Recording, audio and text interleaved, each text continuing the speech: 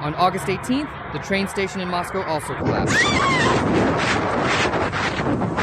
Holy shit, what the fuck? Look, the railway station is on fire. The tracks have been blown up. People in Moscow are panicking. Fuck, what am I supposed to do? There are children lying here. The railways are burning. A freight train is in flames. Hundreds of passengers have been evacuated. Traffic has been stopped. There's a delivery over there. We're heading out. Moscow residents report. The roof collapsed after a powerful explosion. The tracks are on fire. The station is engulfed in smoke. Look, that's it basically. This is a disaster. This is a total disaster. Trains have stopped all over the country. This is not just a blow to the capital, it's a blow to Russia's logistics. The first car. The trains, how are they going to remove these massive, incredibly heavy, and completely derailed trains from the tracks? There it is, right there. The very thing that caused all this trouble and chaos, damn it. Airports are in chaos. Aeroflot is completely paralyzed, their servers are utterly destroyed, and all flights are cancelled.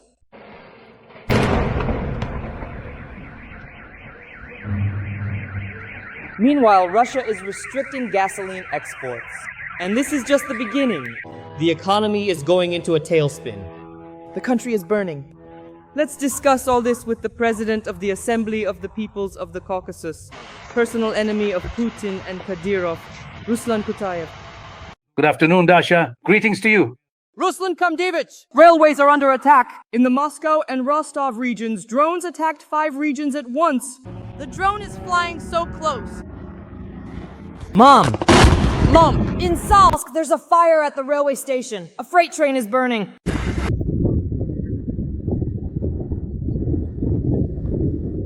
Shit, that was a big hit, guys. The passenger train was urgently evacuated. We're blowing up trains, stations, and railway junctions. Look, the railway station is on fire. Here it is, the Severnaya power station. We're in. Aviation is paralyzed. A hacker attack has crashed Aeroflot's IT infrastructure. 7,000 servers have been destroyed and hundreds of flights cancelled. The FSB is holding a meeting because the losses exceed $50 million. Passengers in Moscow are trapped. Sheremetyevo, Pulkovo, and Zhukovsky airports are paralyzed. Panic crush. Telegram failure. FSB shuts down communications and the internet in many regions of Russia. We are entering a phase of total pressure on the rails. Railway. Fuck, motherfucker. Across the sky.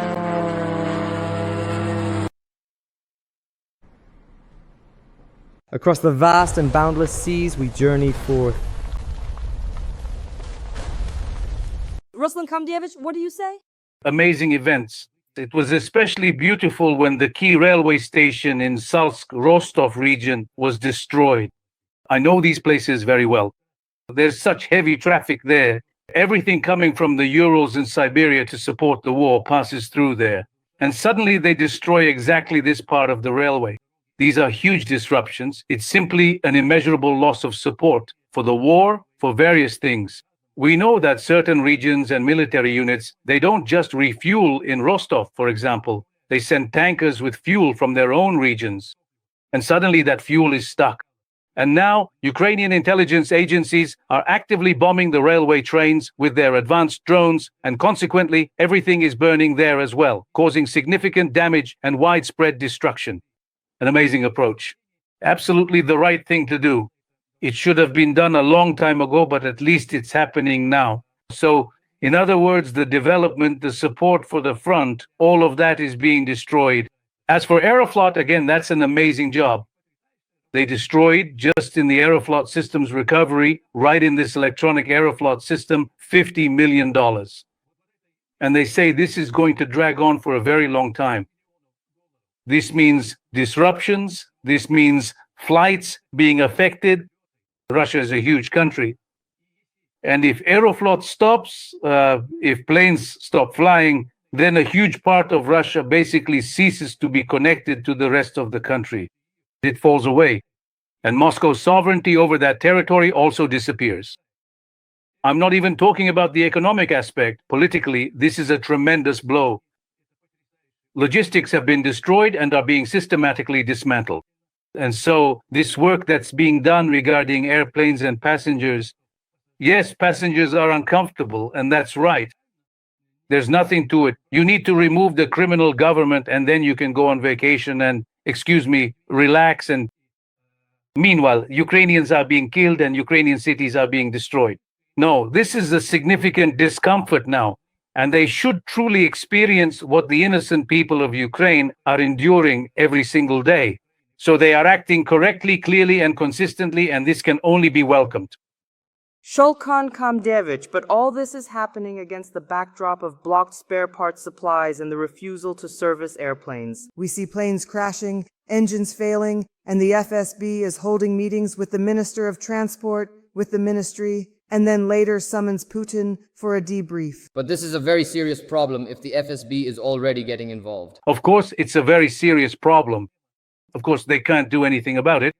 As for engine manufacturing, when the Ukrainian company Motor Sich sided with Ukraine and stopped cooperating with Russia, Russia's aircraft production came to a halt because Ukraine was supplying the engines. They tried to make their own, but it was a complete failure. They simply cannot do anything at all. They are utterly incapable of performing any action. And even for ordinary bearings, specifically those designed for the railway system, there are indeed very highly heat-resistant bearings, robust ones that are specifically engineered to operate effectively under extremely heavy loads and demanding conditions, which were reliably supplied by both Japan and the United States for the critical infrastructure of the railway. It is a known fact that even a major industrial power like China currently does not possess the capability for such high-quality and specialized bearing production, let's say, to the same advanced standard. And so when they stopped being, not to mention the airplanes that are crashing, it's truly a pity for the people who died, but now planes will crash more often because the aircraft are worn out, there are no spare parts, and engines are failing. And as for the extensive railway system, simply the critical lack of essential bearings is currently stopping a truly huge number of various cars, both passenger and freight, from moving efficiently. Military analysts claim that there would not have been an aviation collapse if Russia had simply closed its airspace because it is waging a full-scale war against Ukraine and its airspace should be closed. It is at war. But Putin will never do that because for Putin that would be a sign of weakness, and so it is impossible. Shulkan Kamdevich, I've noticed that many regional governors are saying that the FSB is jamming communications, that Russian security services are jamming communications and the internet, and that Russians need to get used to this, living without telegram, without communication, without the internet. In essence, the country is turning into a concentration camp. Without a doubt, they are now seriously discussing and hinting that they will ban WhatsApp as well. They want to completely cut people off from, let's say, alternative sources of information, completely isolate them. They even presented their own Max app. First of all, hardly anyone, or at least very few people, will want to use only this Max app. And secondly, this Max app will be far from functioning the same way as other social networks do. And all of this taken together is bad news for the Kremlin and the FSB because people have started consuming a different kind of informational product. And these are no longer the enthusiastic crowds who applauded and begged for victory to reach Kyiv and Lviv. They have now come face to face in a very real way with the problem that the Russian authorities, and not just Putin, but perhaps above all the FSB, are willing to risk the lives of Russians without batting an eye. And they will continue to do so. On the railways, on airplanes, at train stations, anywhere, at sea and in the air, they will risk the lives of Russia and Russians. But all of this is simply and solely to avoid any potential image losses and to firmly hold on to their entrenched power. That's exactly how they consistently operate. You see, Dasha, they know they've truly lost. And now they just need to bide their time to get into a sort of stream or direction, a track where they could somehow keep their power with some semblance of dignity. Not a complete destruction or discrediting of power, but at least preserving some kind of face for the authorities. That's exactly what they're busy with. They couldn't care less about Russians. They don't care at all about their deaths. We know what's happening at the front. Shulkan Kamdevich. Trump gave Putin 10 days, and the Prime Minister of Poland, Donald Tusk, has already officially stated that, most likely, Russia's war against Ukraine will end soon, or at least the acute phase will.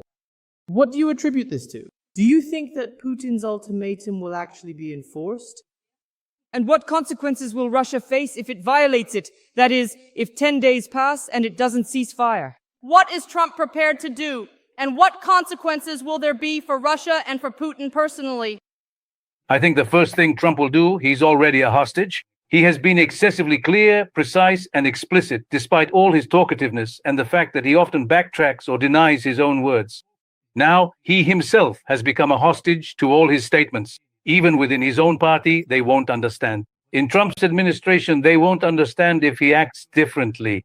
I can even guess how this will play out. All his threats are these tariffs, or rather the sanctions he talked about. These sanctions, which are presented as some kind of tariffs, he'll increase them, but the trade interaction between Russia and the US is only about 3 billion.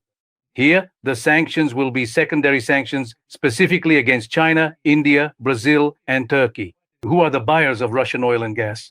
I think these sanctions will actually be imposed. I don't think they will be enforced with the same severity as they were prepared in the United States Congress, at least, despite the fact that Trump is now not just offended by Putin. He's started to actually truly hate him a little bit because all of Donald Trump's expectations were completely rejected and all of his significant initiatives were also dismissed. He simply expected that Putin would meet him halfway. And now he's about to start acting tough, and all his toughness will come down to imposing sanctions. Not brutal sanctions, but tough enough for Russia. The very fact that if these sanctions, as we've been saying, these secondary sanctions against countries that buy oil and gas are imposed, that's already a blow, a very serious blow to Russia's already struggling economy, because there's nowhere else to go from there. We can see what's happening in Russia right now, what's going on in Russia. They're already killing people. Even the Minister of Transport, the former governor of the Kursk region. Just look at what's happening. The Deputy Speaker of the State Duma lashed out at the chairwoman of the Federation Council of the Russian Federation. What's the reason? And the reason is that now Putin is saying, I let you steal as much as you wanted. I corrupted you. Today the country needs money. Come on, share the money. And no one wants to share. After all, this is a sacrificial killing, and with this Minister of Transport, it was a reminder to ministers and governors, if you don't quickly contribute money to support the army, the same thing will happen to you. And that's why, Dasha, the conflict is escalating now. It's already reached the highest level. If there is a conflict at the level of the deputy chairman of the State Duma and the chairman of the Federation Council, one that is brought out and discussed in the investigative committee, this is the peak. This is already a crisis of political power in the Russian Federation. Every voice matters. Join our community, support independent journalism and help us bring you the truth from Ukraine. Become a member of Ukraine Today. Join us now. The death of Ramzan Kadyrov, an emergency meeting in the Kremlin. The FSB is in a panic. For several days now, Ramzan Kadyrov has disappeared from the radar. There isn't a single live video. Only photoshopped pictures remain, taken back in the spring. Everyone's wearing jackets, most likely in March.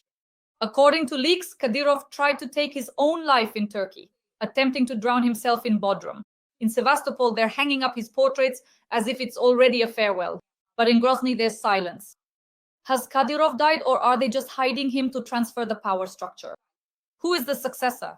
What is happening inside Chechnya, and why is the FSB assembling emergency teams in the Kremlin under the pretense of regional coordination? Indeed, there was information coming from Turkey. Naturally, I have my own highly reliable and well-placed sources within Turkey, and I genuinely did learn directly from them that Ramzan Kadyrov, the Chechen leader, indeed flew to the beautiful coastal city of Bodrum, where he was present and enjoying a leisurely vacation there for a period of time. And according to the information I have, while he was swimming, he started feeling unwell, an ambulance was called, he was taken away, and so on. And at this point, any version could be equally plausible. I want to talk about another exclusive piece of information that I received a few days ago. I was visiting a friend of mine, and someone arrived to see him from Grozny or Moscow. I'm not exactly sure which. So as we were talking, well, this person, let's just say a reliable source, he said that indeed Kadyrov is in very serious condition, and the most important, the key thing I heard was this. There have been various theories about his illness. Some say he was poisoned by the FSB, and that despite the intervention of different doctors, from Europe and the Middle East the source of the damage, the effect of this poison or toxic substance, it's simply impossible to stop this decomposition in his body, and that he is in a serious condition, and from time to time some kind of medical intervention straightens him out so that he can walk. We can see that. I observed very closely myself. His last official appearance was recorded a few days ago when he was in Grozny, meeting people on the streets of Grozny. On the street, I can't quite remember, I think it was Aslanbek Sheripov Street. There he was talking with women. Well, it was clear that the man is ill, he could barely move. And indeed, his illness, his ailment is overcoming him. Once again, I'm not insisting on any particular version. Some say it's the pancreas, others say his kidneys have been replaced. Still others say it's poisoning. Personally, I'm inclined to believe that poisoning is, after all, Moscow's driving force. They get rid of all those they don't like precisely through poisoning. And it's well known to everyone that the FSB and Kadyrov have long been in quite serious opposition to each other. They are doing everything they can to neutralize him. They are doing everything they can to weaken Putin. Because in fact, Kadyrov and his followers are a very significant force in protecting Putin. And all of this together, in principle, may indicate that Kadyrov's health, or lack thereof, is being targeted, and there are active forces here that will do everything possible to neutralize him. Ramzan Kamitovich, you've just shared some very exclusive information. So we can assume that if the Russian special services eliminated Kadyrov by poisoning him, they are also preparing for the elimination of Putin. In other words, are they, so to speak, weakening the protective ring around the country's top leader? Absolutely right. First and foremost, this is aimed at weakening Putin. Here, unlike Prigozhin or say others like Kolokoltsev or Bastrikin, who basically switched sides to the FSB, Putin was left with only two forces he relied on, the National Guard under Zolotov and Kadyrov. And it should be made absolutely clear that Putin relied even more on Kadyrov and the Kadyrovites than on Zolotov. And this was precisely the force that needed to be neutralized. And from this perspective, in recent years, the FSB's active behavior was directed toward this goal. We were witnesses to how much material discrediting Kadyrov was released, which later turned out to be fake and did not correspond to reality. Putin barely had time to defend Kadyrov. Then why is that? Because Putin wasn't so much worried about Kadyrov or standing up for him, but rather for himself, because that was his own protection.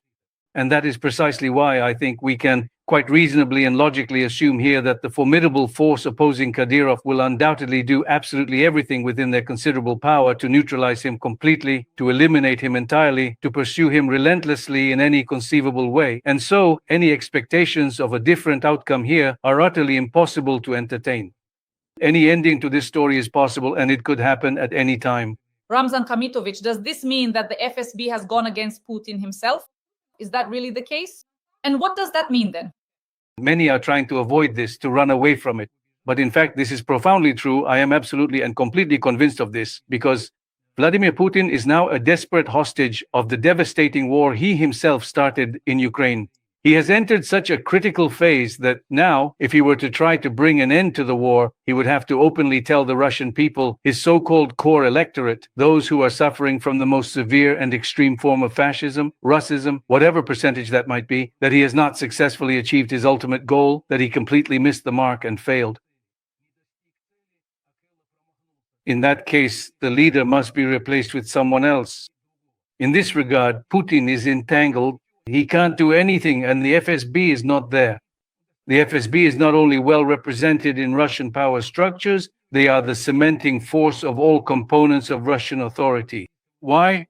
Because this personnel policy was carried out exclusively with the approval and recommendation of the Russian FSB when they were together, as they say, on the same team and trusted each other. And now, consider the children of Patrushev, Ivanov, Bortnikov, well, truly anyone you might name, Kemezov, or indeed anyone at all. They are all individuals who have gone through the rigorous training of the FSB school. Their children have grown up. Some of them are already heading ministries or are deputy prime ministers like Patrushev's son, or leading agencies and major corporations, serious corporations at that, financial, gas, oil, and so on. And now it so happens that the future, the prospects of these descendants, these children of FSB generals, are directly tied to Putin's actions. It would be much easier and better for them to hand over Putin, no matter how it's done. They could shoot him, claim that Putin left a note and shot himself, and then pin everything on him. There are 1,000 different scenarios here. And again, we come back to the point that their actions regarding Kadyrov are meant to weaken Putin, to take yet another step closer to him in order to neutralize him, or, if you like, to eliminate him. This is the way the issue is currently being framed in the Russian state. Ruslan Kamitovich, who could be Ramzan Kadyrov's successor? In that case, his son, who has already been introduced to Putin and who is now officially married. No, I don't think so. In fact, I'm convinced that even in this situation, when there are active events related to the war in Ukraine happening all over Russia, they can't put that boy in charge. Although there is another option here. The thing is, if the FSB wants to take full control and Chechnya is no longer governed autonomously like under Kadyrov, but instead is run directly by the FSB, then they could, let's say, appoint one of their own FSB people to oversee this boy. And in that case, the situation would develop in a completely different way. Well, I don't think they'll go down that path because the people Kadyrov relies on are already extremely powerful groups, extremely powerful. They've gained a lot of strength. They haven't just gained strength. These are generals, active generals, people with enormous wealth, people who have built extensive connections. And now if the FSB simply tries to get rid of them somehow, it won't be able to control the situation. They will have to be taken into account. At the very least, their interests will have to be respected. It's hard to say right now. I am certainly not saying that someone like Magomed Delimkhanov or Adam Daudov will be appointed to replace Ramzan Kadyrov. That too, I believe, would be a conflict. Why? These are rival factions of equal strength. If one faction is put in charge, say, of governing the Chechen Republic, it will create a conflict with the other two factions which had equal power. And in this situation, it's very difficult to judge right now. And here, this is the only thing. This is important, Dasha, for our viewers to hear. Here, it won't be Putin making the decision. If Putin were the one making the decisions unilaterally, they would have put Kadyrov's uncle, Ramzan Kadyrov, and his uncle Magomed in charge of the Chechen Republic. Why? Because to preserve those resources, huge billion-dollar resources, to maintain and manage them, it has to be someone from the close family. The boy? No, I think he's just too much of a boy. We remember when Ramzan Kadyrov came to power, they changed the Chechen constitution because by age he was younger. I think the requirement was 35, and he was younger than that. They had to change the constitution just for him. Well, excuse me, when someone is 30 and they change the constitution for him, and when a boy is 17, these are completely incomparable things that don't fit even within simple logic, not even within the criminal logic of Russia. And that's why there will be other options here. Dear audience, please write in the comments what you think might happen after the death of Ramzan Kadyrov. Does this mean that the FSB will go against Putin? Putin's days are numbered? Will there be a military or forceful coup? Who could be put in Putin's place? Who could be put in Kadyrov's place? In the comments, let us know where you're watching from and leave a few words of support for our duo and for Ruslan Kutaev. Ruslan Kamitovich, now the most important question. Could Kadyrov's death create a zone of turbulence in various republics? This is very important. And could it trigger the fragmentation of Russia? No. Here we need to be clear. Kadyrov and his influence on neighboring republics. Some experts, without any real knowledge, have said some foolish things. No, Kadyrov has never tried to control or influence neighboring regions. Absolutely not. He was satisfied with what he had, first of all. And second, even if the situation changes within the Chechen Republic itself, it won't affect the neighboring regions, but it will impact the Chechen Republic itself, its internal dynamics, and the behavior of its population. Right now, despite all their hatred for Kadyrov, the FSB understands that the protest-minded segment of the Chechen Republic's population is enormous.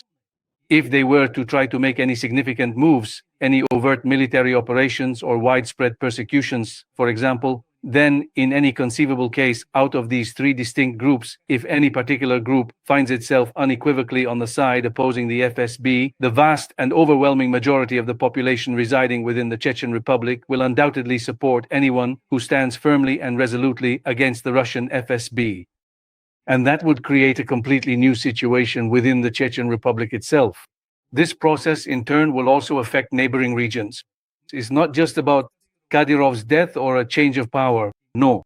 If there are any significant military actions or unforeseen events that directly threaten these three fundamental pillars that Kadyrov has consistently relied upon for his authority and stability, if this potentially provokes any significant actions within the Chechen Republic itself, particularly among the local population that has so far remained entirely neutral, patiently waiting for the Chechen forces, the Ichkerian forces, to valiantly defend their cherished independence. But if suddenly the FSB starts to act actively there, and some force, be it Delimkanov, Dautov, or someone else, provokes some actions against the FSB, they will be supported.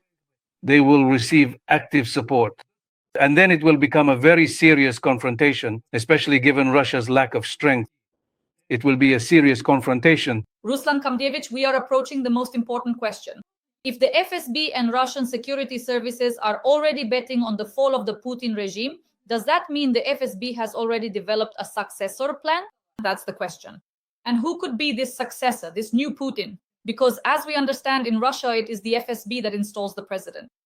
I think this is already known, at least within FSB circles. Let's say FSB supporters.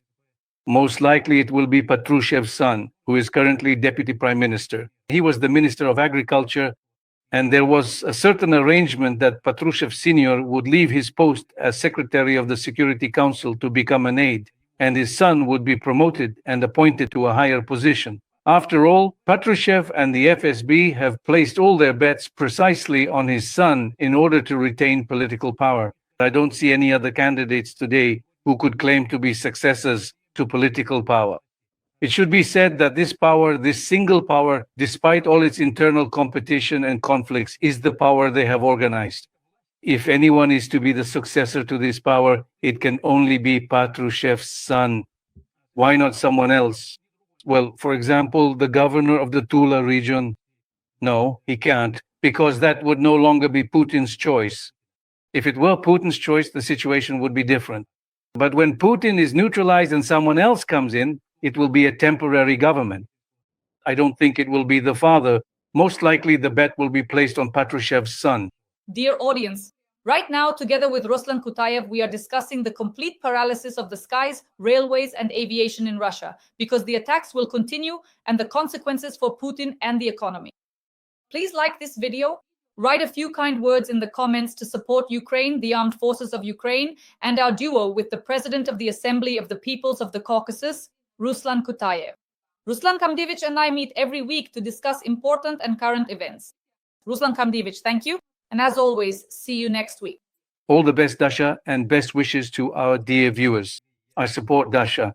I urge you, let's reach 1 million. But when we need to act quickly, dear viewers.